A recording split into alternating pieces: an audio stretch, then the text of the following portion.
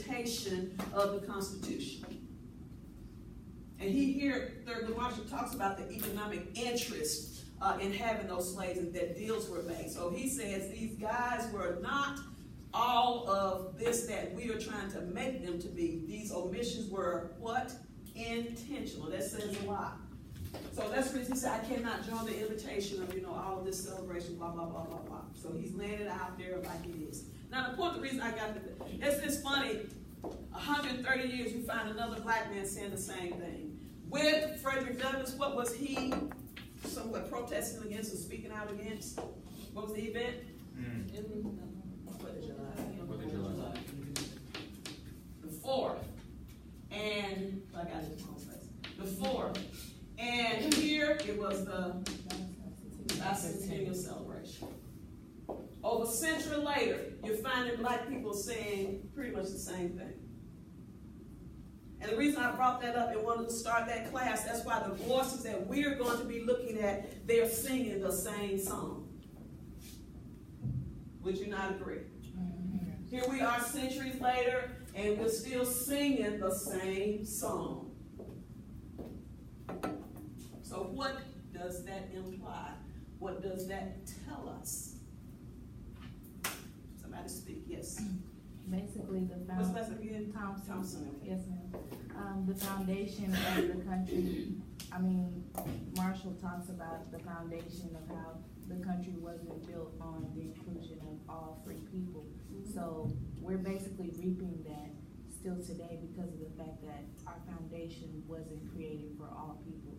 And it's sad to say, but it may never reach that point, or we may never see that point. So I think it's basically because of the foundation of how this country was built. Okay, somebody else. We're still singing the same song because you're going to see some of these blacks are still talking about this issue of being included in the great we the people. Today, 2018. This reminds me a lot of how you started out politics in the black community when you were saying that even though a lot of time has passed and even though everybody's starting to do a little better, the gap between blacks and whites is pretty much the same in every regard as it's always been. So to me, this kind of just really reflects that. And this is where we get into perception. Perception is very important because the way we perceive the problem, whites don't see it, and I'm speaking in general, some of them do, so I'm speaking generally, and blacks see it. But the reason is, and I'm glad you brought that up, is because of how we look at things. There's something called longitudinal measurement. When you look at longitudinal measurements of progress in terms of African Americans, no one can deny that there have been what? That there has been progress. Because even if we took the 1800s and brought it down to present day, we would be lying if we said there has been no what? Progress. And that's what whites see. And again, I'm speaking in generalities. But what she was saying, but when you look at it from a comparative standpoint, you still see gaps. I'll share with my class this one about social economic variables. You see gaps in income. You see gaps in education. You see gaps in terms of poverty. It used to be this way. It has narrowed over the years, but it's still a wide gap there. So why is that gap still? It has been consistent through whatever century you're talking about. It's even there now. And that's what we're going to get into a few days from now. How do we explain that gap? The way some people explain it is very different from how some others explain it and see it. And how many of you know what you see is really your reality, whether it's true or false? Sorry to hear this. Just to add on to that, there was a survey, I forgot who conducted it, but they asked conservatives and they asked liberals. They were like, do you believe, it was something about the rights of black people. I can't remember the exact wording, but is racism still an issue? And the conservatives, 90% said no, racism isn't an issue, and 10% said, oh yeah, it is. And then for liberals, it was completely flipped. So you can't come to a consensus if neither side, if the other side believes that it's not even happening. So, and that's the number one problem, as we explained, with black politics. Because with black politics, you're going to always need some of the others. And if they don't see the problem, there's no way they can join board because they don't see it. Because they are looking at, oh, you're not living in shanties anymore. Oh, you can live anywhere, you drive a nice car, you can go to Fisk, you can go to Harvard, you can go to Yale, what's the problem? So they're comparing today, that's a longitudinal measurement, where you compare the same group with itself to an earlier period. So that's when they say that, that's what they're looking at. So they don't see the problem. So when you need their hand to help in terms of numbers and joining on board in the argument, they can't because they don't see the problem. That's why they say, what is the problem? Why do you keep talking about this? Why are we still talking about race? But my point is we're still singing the same song, just different faces, black faces. And so we're going to listen to some of these black voices, those that are considered leaders in the African American community, to see what they have said about the race issue in America and the status of African Americans in the African American political, social, economic system. Questions or comments?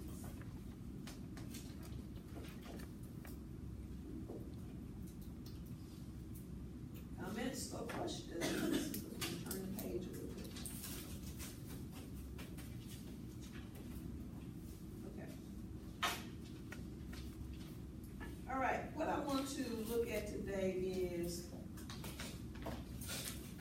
black quote unquote leadership.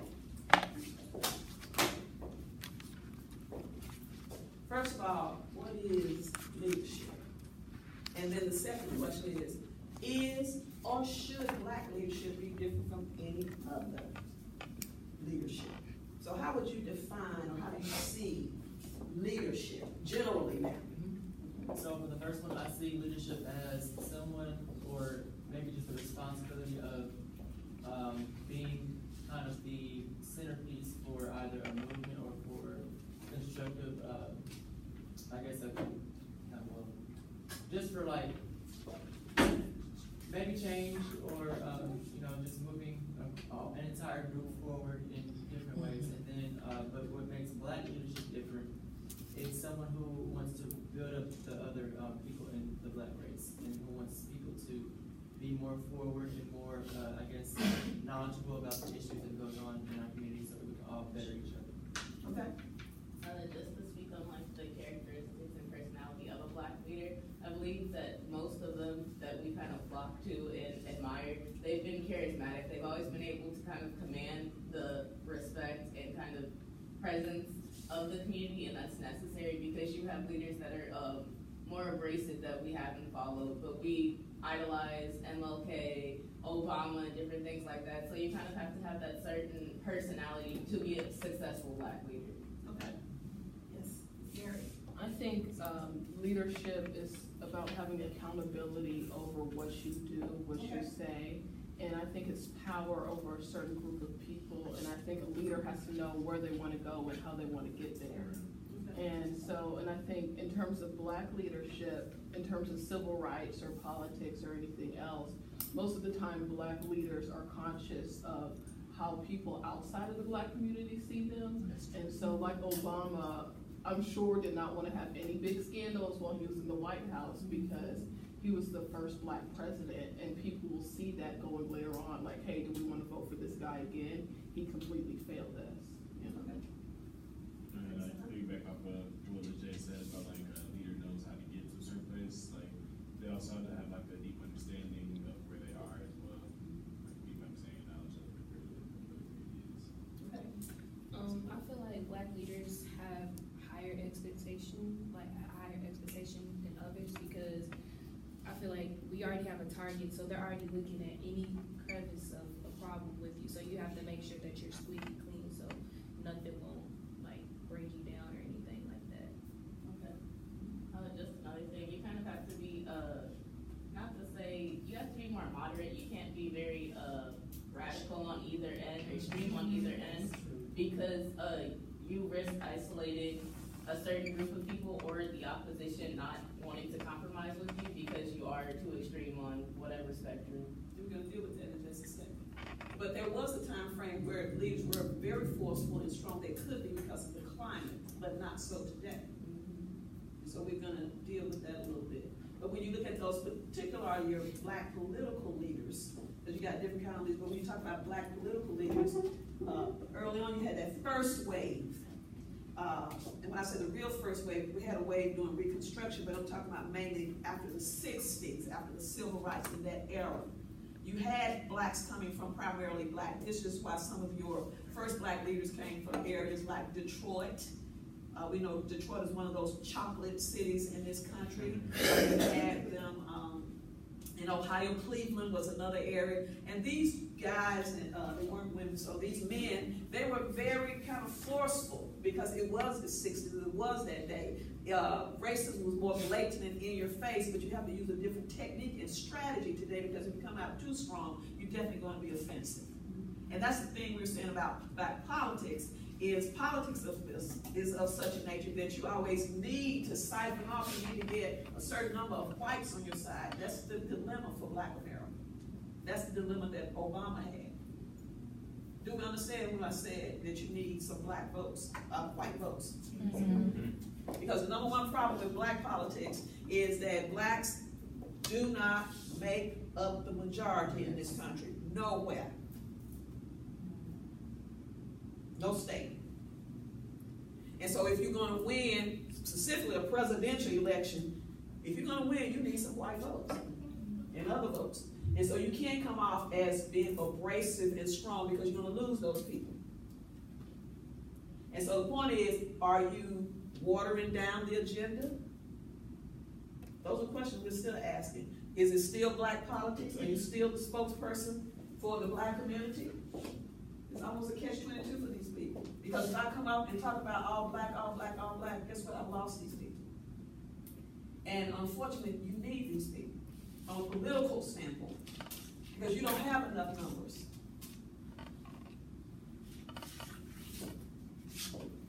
So leadership, I like that word accountability. I like the word charismatic. Now, we were dealing with this with my class this morning, because we're going to deal with that too. Sometimes these charismatic leaders are demagogues. You don't get mad, but some of them are. What is a demagogue? It's almost like a cult following. Could be cultic, not necessarily. Is it, I mean, someone who... They know how to ring your bell. What do I mean by that? They know how to get you fired up. And at the end of the day, it's not about you and us. It's about them. It's about them. Oh, 45. So black people know how to pull that race card and talk about what we need to do, and these white people this, and these white people that, and they know you're going to come running. Yeah, that's right. So they And all he wants is your vote, all she wants is your vote. At the end of the day, to get there. You were saying something else, somebody over here. So they tend to be on the more extreme sides of the spectrum. General, yeah. I guess like an opposite, like a white person. You would think Trump would have. He's doing the same thing. Yeah. We're gonna run across that in some of the readings in here. But I like the leaders are accountable. Now let me tell you a problem we run with the black community leadership. We're constantly, and I don't know if we can get away from this. I was looking at Jesse Jackson last night. He was on there because he was talking about the late, great Aretha Franklin. And he had visited her the day before she passed away. And so they had him there, and I began to think about, you know, he is now one of those older leaders. His style, because he's from that old school, that civil rights, is not whatever anymore. That's not the proper whatever that we need, that will work in this particular. We still need those voices, but as far as on a political level, that probably would work in 2018. But I began to look at him on last night, and my mind began to reflect, you know, on that type of leadership. And that, by the way, that's what our last text is about, the civil rights, because he's from that school. But when you start talking about leadership today, as I said, you cannot approach politics that way. And the question becomes, is it still black politics? Is it still beneficial? But the point I want to make is, I don't know if we can get around it, but in Black America, what happens is we have what you call the Messiah complex. We look for that leader, and that leader is always looked upon as the Messiah. What do I mean by the Messiah? Or the Black Moses. I guess the one to just bring us, in a sense, it's true in that context to bring us home. To, lead us out of bondage, out of Right. problems, and lead us to the good old promised land, to the land of milk and honey. We put that on our leaders. Can we get away from that? That's my point. You don't hear white America, and maybe you shouldn't. That's the question. You don't hear them talk about a leader, and that's what I'm going to just a few seconds. White America generally always, when people come forth and speak, they automatically crown you as the spokesperson or the leader of the Black community. And what I'm saying from Black America, when that person has been named, we look at that person as to be the solve all. We kind of did it to old President Obama. Can we get away from that? Is that what we are stuck with? Here. Just to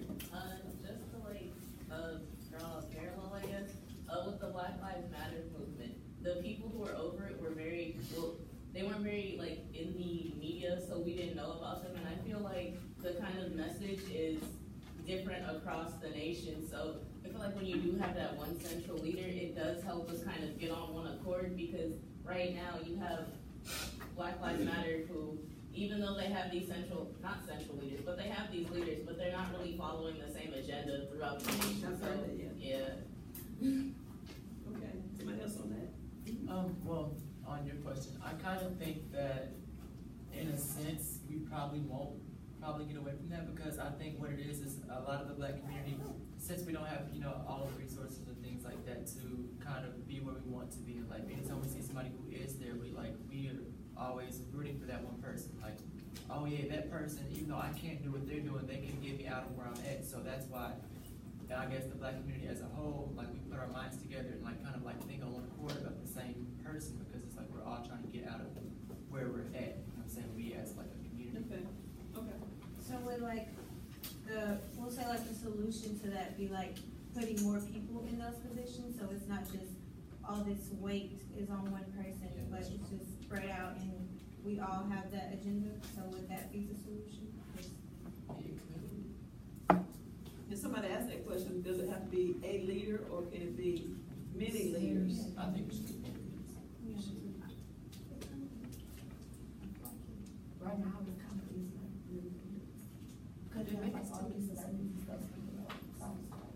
But let me say this, and you there have always been many leaders, but that's what I'm getting ready to get into. But there's always, from the general American public, whoever comes forth and speak, they crown that person as this spokesperson. Because I've heard different people, I don't know what was happening some years back, not that long back, and this Black person quickly said, well, that person doesn't speak for me. I don't know if it was Jesse Jackson or somebody. But when somebody comes forth and they're vocal, white America, generally America, and even Black Americans, they take that as that is the person that speaks for Black America.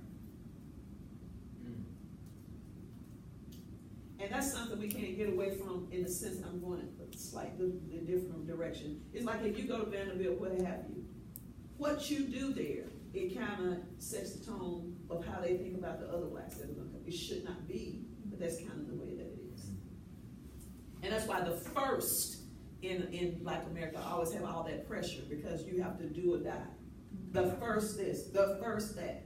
So you feel that pressure. Sometimes it's not that the people put the pressure on you, put it on yourself. Because you know it's going to be taken. If I go here and mess up, then I'll smear all these other Black people that want to come behind me. Shouldn't be, but that is an invisible happening or phenomenon that occurs. I think it's based upon the civil rights movement. Okay. And how we had so many prominent leaders because there was I'm not gonna say that it's not a need now for prominent leaders, but it was more of a need to get us to certain positions that we have the opportunity to be in today. And I think that it's like a, subconscious thing that has been kind of carried on throughout the years. And I'm not sure if, having multiple leaders will make it better or make it more confusing for the Black community. So, I don't really know. I mean, this is a good question. It's a probing question, it's one we're thinking, we're grappling, with. In the back end, name again, still learning. I feel like, during those times, we needed a prominent leader because we had certain goals to obtain and like certain things we need to get done. Now, like, everyone kind of wants to do their own thing and kind of is fighting for different causes.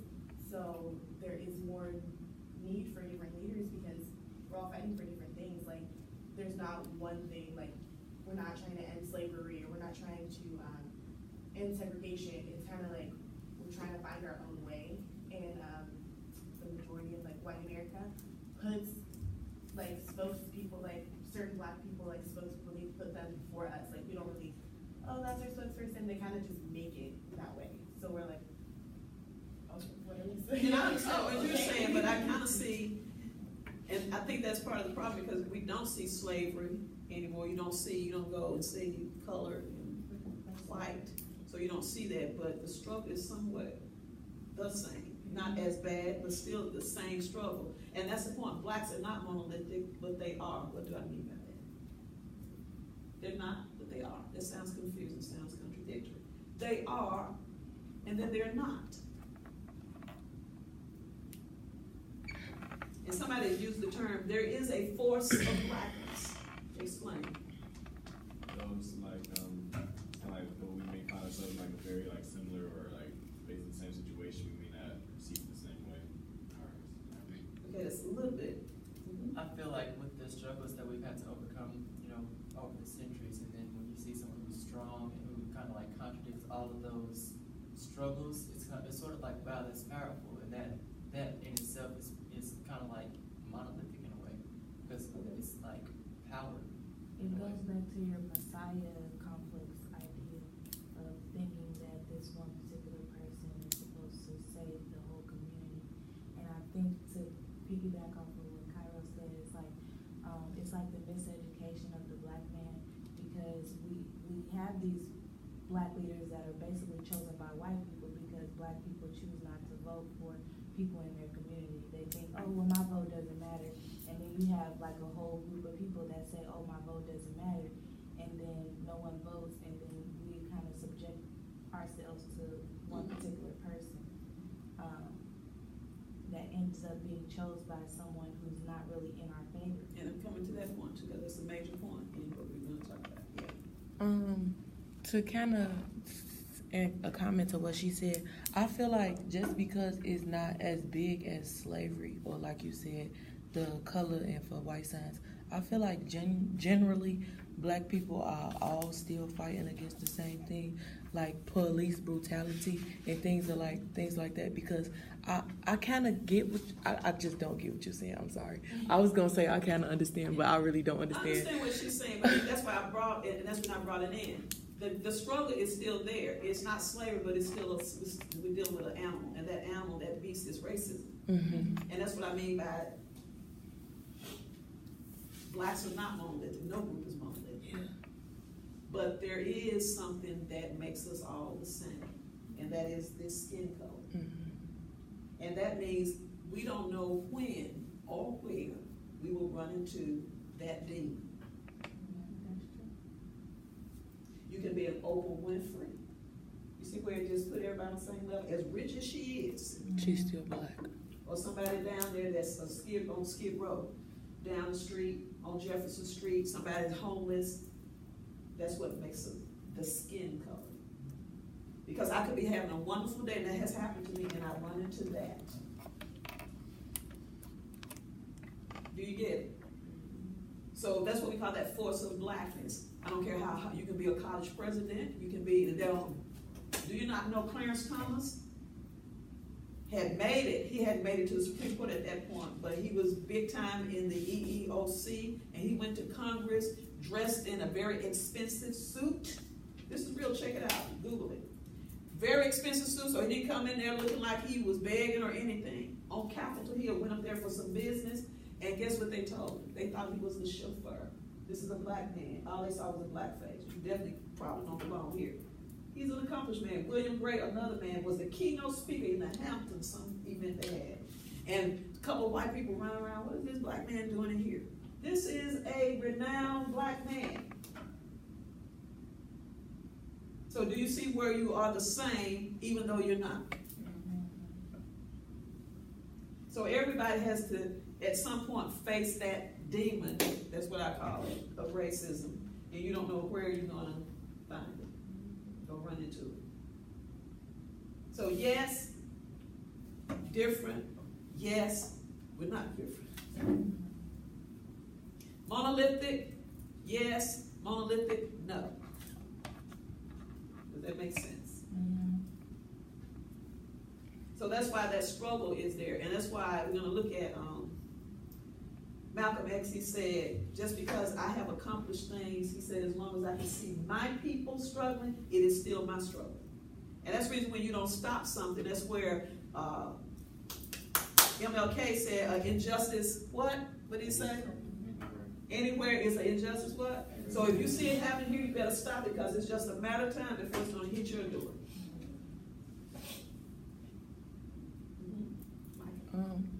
And just to like add a comment about the leadership stuff, I feel like I don't necessarily feel like all the time white people choose the black leader. I feel like sometimes black people choose the black leader, but they don't really realize it. It's because like I guess they put a certain black person on the pedestal, and sometimes we don't know how that person gets on the pedestal. And I was just about to say, like, I feel like sometimes that creates confusion, because sometimes the person is just essentially speaking out because of what they feel is unjust or wrong, and then black people just automatically assume that they're leadership material or that they deserve to be in leadership. But I think that like black people to a degree do choose the leader, but I also think that white people have to give it the okay and allow it to happen. If white people didn't want it or didn't want to allow it, I don't think it would happen. Yeah, I wonder what would happen if there was like a similar situation to I think it was the Parkland shooting, and remember how like it was the young teenagers who would speak out, and then all of a sudden they became the faces of that movement. Yeah. I wonder what would happen if like there was a similar, not maybe that type of horrible situation happened, but if there were like some black young leaders to be the ones to speak out, would they be praised in that same way? or will we go to jail? I was gonna say like with the Charleston thing, that's kind of similar or whatever, but I think that's another thing. Black people always just are forgiving. Like I'm not saying that they shouldn't have been forgiving, but to me, like it's like I don't know why black people are always thinking, well, let me just forgive. Because they Christians. Say, I forgive the guy that came into school and shot us. The way that black people said, yeah, I forgive Dylan Roof for coming and shooting us. That's a religious thing, I think it is too. We have done that before with like Ferguson and other things. People have collectively come and, not to say been outraged, but they've tried to bring it to the forefront, and we're just combated. Like, we can't meet in public together without them thinking we're rioting or something of that nature. A protest with all white people and a protest with all black people are perceived completely differently, so we can't really come at them the same way, because they automatically think we're being aggressive or we're going to do whatever, and they're trying to arrest us in different things. So we can't even come at them the same way that the Parkland kids did, because they have their preconceived notions about us already, so they don't really care.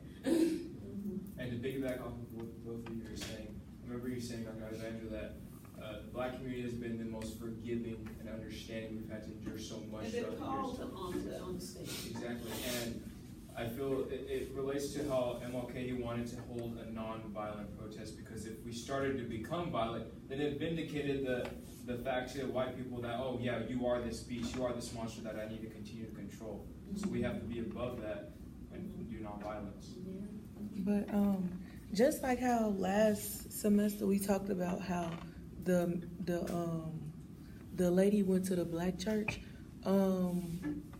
I think, wasn't she the mayor? She had a little scandal or whatever, and she went to, and she went to the black church to ask for forgiveness.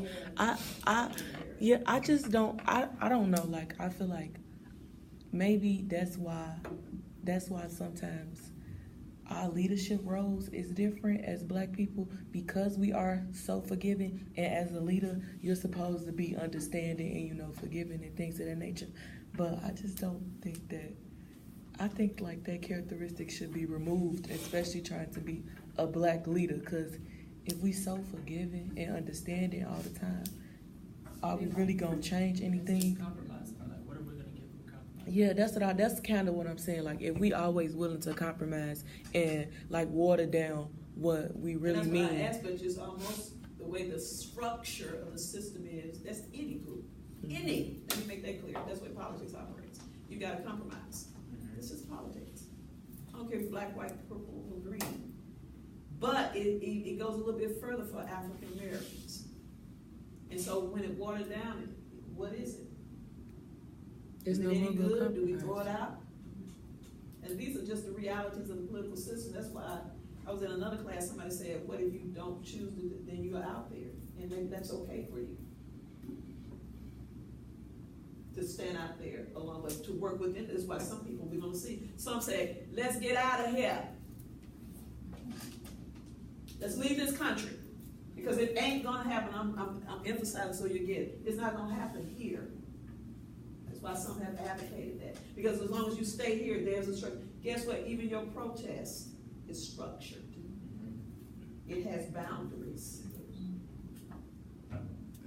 So if you operate within the system, these are the kinds of things you're gonna run into. Any group, not just blacks.